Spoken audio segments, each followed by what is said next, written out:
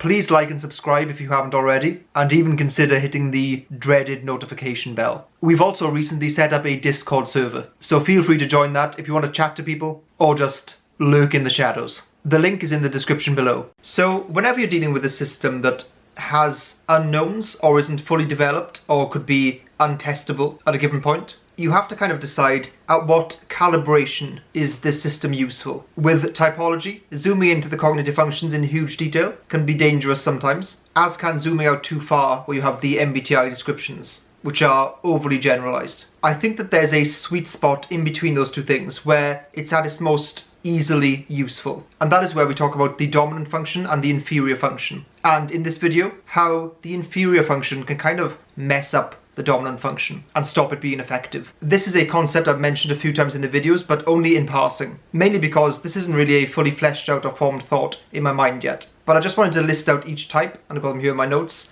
and how their inferior function could mess up the dominant function. So let me know in the comment section below if you recognize any of these things in yourself, or people you know, or if you think some of them can be improved, or just wrong. Okay, so ENTPs and ENFPs. Their tendency to neglect or downright ignore the small details, SI, can seriously disrupt their grand plans. By nature, they are big picture thinkers, and the thought that small details can actually interfere with the success of a big plan is kind of disturbing to them. Therefore, they just kind of ignore them. Like with all the best versions of the types, they still have that imbalance between the top and bottom function, but they can integrate the bottom function just enough so that it doesn't mess them up. INTPs and ISTPs. Their logical insights can often fall on deaf ears because it isn't packaged and delivered in a way that makes people receptive. There is a chasm between "you are wrong" and "here's a suggestion."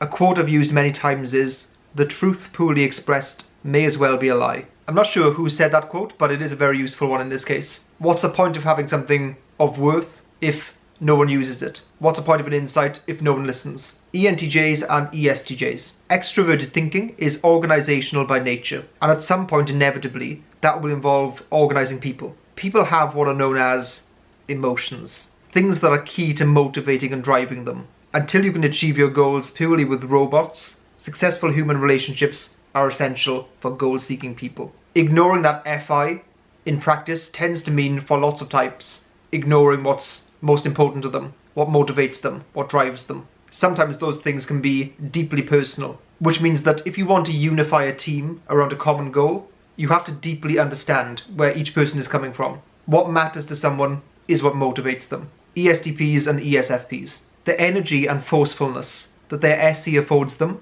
often goes to waste because it lacks the direction that NI can give.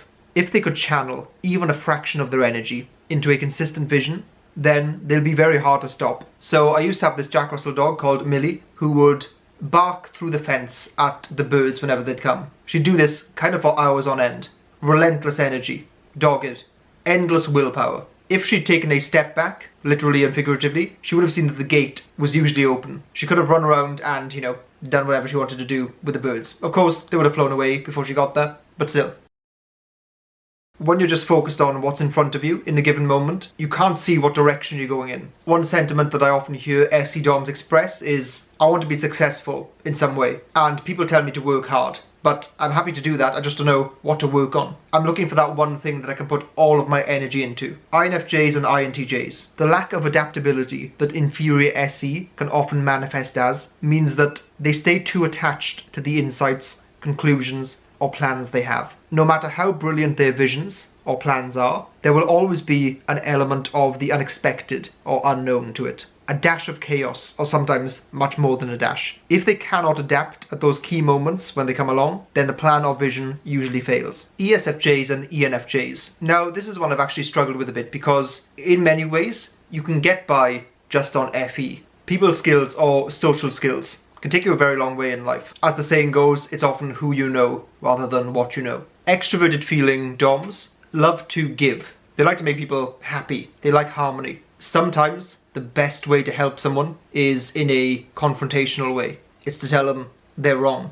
Their logic is wrong. Their reasons are wrong. Their approach is wrong. That bluntness and harshness that TI has, that often makes other people very resistant to what they have to say, is sometimes exactly what people need to hear. So I think it's possible that ENFJs and ESFJs can fail to give the tough love when needed. Like I said though, this is one that I'm not too sure about, so let me know below if you know any ESFJs or ENFJs, or if you are that type, how you feel like your inferior TI messes you up in any way, if at all. ISFPs and INFPs. FI in my mind represents a kind of individualism. Individualism comes at the potential cost or price of not fitting in. Both types have extroverted thinking as their inferior function, and that is a very detached function. It values external metrics and measurements, universal standards that we can all judge competence by or success by.